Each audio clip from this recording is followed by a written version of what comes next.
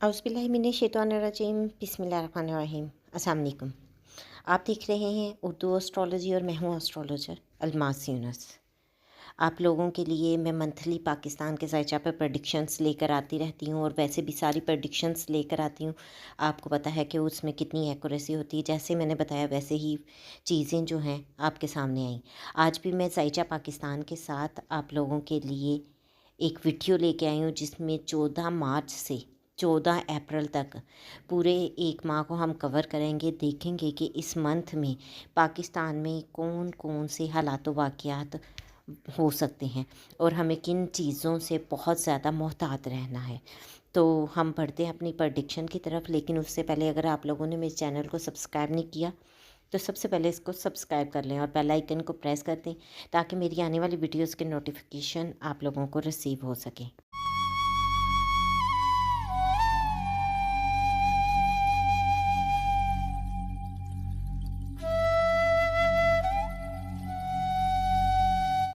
आज हम बात करेंगे ज़ायचा पाकिस्तान के बारे में। तो आप लोग देखते हैं मेरी प्रेडिक्शंस के बारे में भी देखते हैं कि किस तरह से मैं पाकिस्तान और आप लोगों के वीकली और मंथली हॉरोस्कोप वगैरह भी एक्सप्लेन करती रहती हूँ।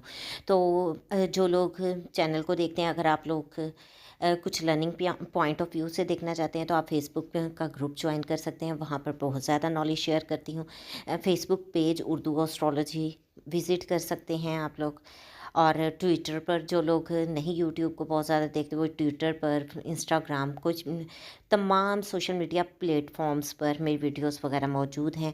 रिटर्न में सजेस भी मौजूद हैं, आप उसको देख सकते हैं। अगर आप लोग अपना बर्थ चार्ट वगैरह बनवाना चाहते हैं तो भी आप मेरे से कांटेक्ट कर सकते हैं, लेकिन ये पेड टास्क है। और इसके लिए और काइंडली जो लोग फ्री में मैसेज करके तंग करते रहते हैं वो इससे थोड़ा सा परहेज़ करें। आप लोगों ने मेरी मैच प्रेडिक्शंस भी देखी हैं, हर चीज़ देखी है। चलें खैर, बढ़ते हैं हम अपनी आज के ज़ायचा की तरफ। तो हम देखते हैं कि इस मंथ में हमें मुल्क में कुछ अफरा तफरी की कैफियत लगी रहेगी।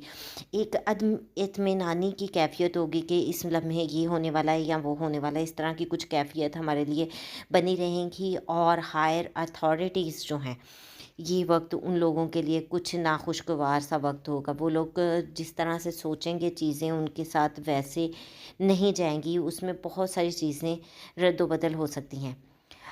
दूसरी चीज़ जो मैं देखती हूँ कि पाकिस्तान में इस वक्त हालात आपके सेहत के बारे में कुछ साज़गार नहीं हैं। हमें सेहत से रिलेटेड कुछ मसाइल देखने को मिल सकते हैं, या कोई वबाई मर्ज़ फैल सकता है, या कुछ भी इस तरह की चीज़ें सामने आ सकती हैं। कुछ हादसात, रेलवे का हादसा, या ज़राए आमतौर में हम देखते हैं ट्रांसपोर्टेशन का किसी भी किस्म का हादसा, या फिर कुछ फायर लाइक इवेंट यहाँ पर हो सकता है। कुछ आतिशज़दगी का मामला दरपेश हो सकता है। तालीमी इदारों के लिहाज से हमें बहुत ज़्यादा केयरफुल रहना है। ख़वातीन या बच्चों को लेकर कोई भी मसला सामने आ सकता है, किसी किस्म का कोई स्कैंडल सामने आ सकता है। नामवर, कोई भी नामवर जो शख्स है उसकी हादसाती मौत वाक़या हो सकती है। बाकी गैब का इल्म अल्लाह के पास है। ये तो मैं एक अपनी इल्मी राय देती हूँ और अल्लाह ताला से हम अच्छे की दुआ भी करते हैं। बेशक दुआ तकदीर बदलती है। तो दूसरी तरफ अगर हम देखते हैं मौजूदा हुकूमत को, तो मौजूदा हुकूमत के लिए भी मुश्किल वक्त है, और ख़ास तौर पर नामवर जो ख़वातीन हैं उनके लिए कुछ मुश्किल वक्त है। हम देखेंगे कि 15 या 16 मार्च को अदालत या किसी भी बैरून मुल्क की तरफ से जो दोस्त ममालिक हैं उनकी वजह से, या कोई बैरूनी दोस्त ताकत की वजह से मुल्क के हालात में कुछ बेहतरी नज़र आएगी। अगर हम पूरा माह देखेंगे तो हमारे पास मार्शल लॉ जैसी ही सूरत हाल रहेगी। इलेक्शन फ़िलहाल होते हमें दिखाई नहीं देते। लोग इलेक्शन के लिए तगदो करते रहेंगे और नतीजतन हमें पुरज़ोर बगावत भी देखने को मिलती है। अगर किसी किस्म की कोई ऐसी सिचुएशन क्रिएट करने की कोशिश की गई तो आवाम का शदीद रद्द अमल बगावत की सूरत में आपको देखने को मिल सकता है। अवामी सतह पर देखें तो हमें कोई बड़ा हादसा देखता हुआ दिखाई देता है, जैसा कि मैंने आप लोगों से पहले भी अर्ज़ की है कि कोई इंसिडेंट हो सकता है। तो इसी तरह अवाम के लिए बहुत बड़ा हादसा कोई मुतवक्को है, ख़ास तौर पर वो लोग जो कि हुकूमत मुखालिफ हैं, उन लोगों को बहुत ज़्यादा कॉन्शियस रहने की ज़रूरत है, क्योंकि ये टाइम बहुत ज़्यादा क्रिटिकल टाइम है। उन लोगों को किसी भी किस्म के कोई भी हादसे से गुज़रना पड़ सकता है। बहुत ज़्यादा मोहतात रहें, फूँक फूँक कर कदम रखें और अपने मुल्क के लिए बहुत ज़्यादा दुआ करें। अल्लाह रब्बुल इज़्ज़त हमारे मुल्क के लिए आसानियाँ पैदा करें और हमारे लिए आसानियाँ पैदा करें, और हमें आने वाली हर जो आफ़त है उससे महफूज रखें। ये तो एक मुख्तसर सा जायचा था जिसमें मैंने आप लोगों को ज़्यादा चीज़ों को एक्सप्लेन किया। उम्मीद करती हूँ कि वीडियो आपको पसंद आई होगी।